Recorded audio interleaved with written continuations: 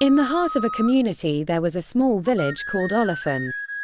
Olefin was known for its friendly people and colorful markets, but the most famous thing in the village was a little food stall run by a kind woman named Aunty Ngozi. Aunty Ngozi's food stall was always busy. Every morning, she would prepare steaming plates of jollof rice, spicy pepper soup, and delicious fried plantains. Villagers would line up just to get a taste of her special dishes. One day, a curious boy named Kofi decided he wanted to find out why Aunty Ngozi's food was so special. Kofi was known in the village for asking a lot of questions and solving mysteries.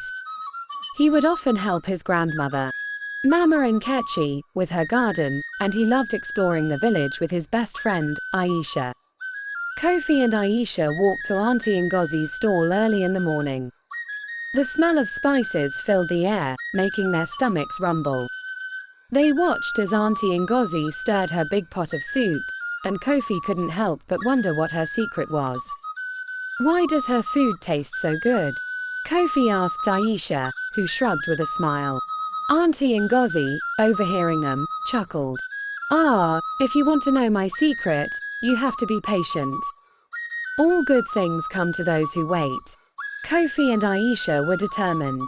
They visited Aunty Ngozi's stall every day, watching her prepare the food and asking questions. They noticed that Aunty Ngozi used fresh ingredients from her garden and always seemed to have a special touch. One afternoon, as they were watching, Aunty Ngozi invited them to help her pick some herbs from her garden. The garden was full of bright green leaves and colorful flowers. Kofi and Aisha were amazed by the variety of plants. "These herbs add flavor to the food," Aunty Ngozi explained. "But there's something even more special that I add to my dishes." Kofi and Aisha were even more curious.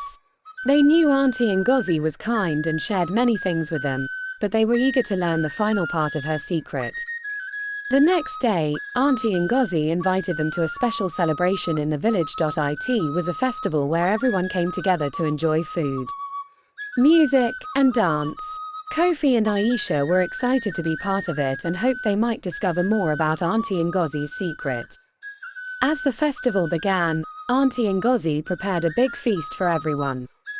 The food was delicious as always, but Kofi and Aisha noticed something different about the way people smiled and danced.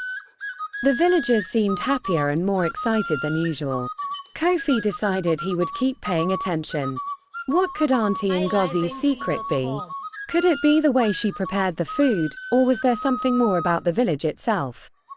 He and Aisha were determined to find out, and their adventure was just beginning. As the festival continued, Kofi and Aisha were captivated by the joyful atmosphere. They saw how Aunty Ngozi's food not only filled people's bellies but also brought them together. Everyone was laughing, sharing stories, and dancing to the lively music. Kofi noticed that Aunty Ngozi was not just cooking, she was serving with love and care. She greeted everyone with a warm smile, listened to their stories, and made sure every plate was filled with the right amount of food. People praised her not only for the taste of her dishes but also for her kind heart. As the sun set and the festival came to a close, Aunty Ngozi gathered Kofi and Aisha around. "Now that you've seen the festival, do you understand the real secret?" she asked. Kofi thought hard. He remembered how everyone felt happy and connected during the festival. It wasn't just the food. It was the way Aunty Ngozi made everyone feel special and important. She listened to them, shared with them, and created a sense of community. "Is it that you care about everyone and make them feel happy?"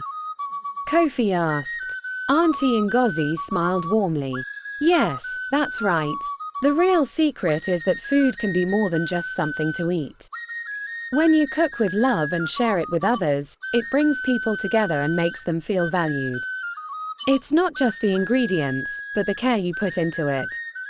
Kofi and Aisha nodded, understanding now that Aunty Ngozi's secret was not just in her cooking, but in her kindness and the way she made everyone feel like family. As they walked home, Kofi and Aisha talked about how they could use what they learned in their own lives. They realized that being kind, sharing, and making others feel important was just as important as any special recipe. The moral of the story is that the true secret to making a difference is not in what we do, but in how we do it, with love and care for others.